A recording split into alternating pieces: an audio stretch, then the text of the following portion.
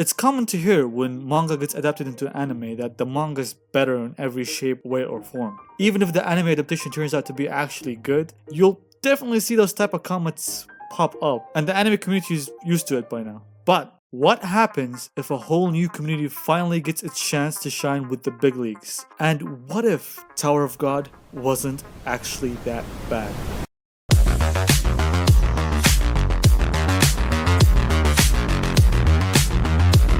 If you don't know what Tower of God is, then you either lived under a rock or you recently just got into anime. But let me brief you about it. The shortest explanation to Tower of God is that it's a manhwa about a tower that only allows certain people to enter, called regulars. And whoever climbs the tower to the top gets their wish granted. And our main character, Bam, entered the tower without his permission, so he's called an irregular. Now, the anime adaptation for Tower of God wasn't really received well, and there's some obvious reasons for it. Like the fact that it was hyped into oblivion. And it's common knowledge that anything that's hyped most of the time gets such unrealistic expectations that even the best shows have a harder time reaching those expectations. So in that aspect, nothing could have made the people happy. Another aspect is the manhwa readers. Everyone's heard the phrase the manga is better. It's really common at this point. Naturally, when you read manga, manhwa, or even light novels, you tend to use your imagination a lot. For the voices, for the fights, and for a lot of things. You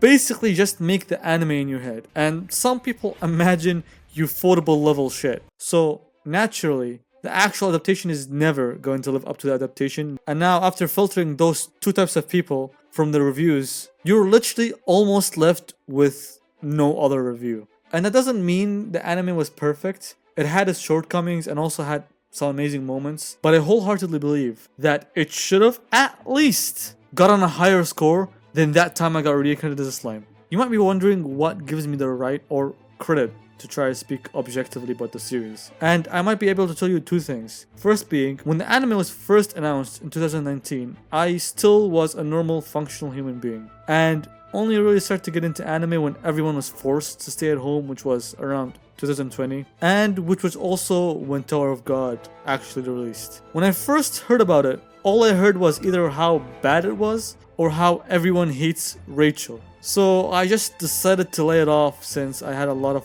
other good anime I haven't watched yet. And I felt that if it was that bad, then it wasn't really worth my time. Fast forward 2 years later and I finally decided to watch it. And I went in without any expectations, which honestly made it fun to watch. I also read ahead in the manhwa and I feel like I can confidently predict how the second season is going to play out, because I can already see the hype up comments in the announcement video. But first, let me talk about the first season. The first season was basically establishing the world. That's usually where the world is introduced, the main characters, and the lore. The reviews usually mention the art style of the animation, and going into it, at first I was weirded out by the style. But then after the first episode, I got used to it, and honestly, I grew to like it. There was also a lot of mention of how it was lackluster. And you can interpret this in multiple ways. I think what they meant by it was how it didn't have much action, which if that's what you mainly watch an anime for, then I guess, yeah. But on the other side, it did have a lot of lore and story behind it, which I really enjoyed.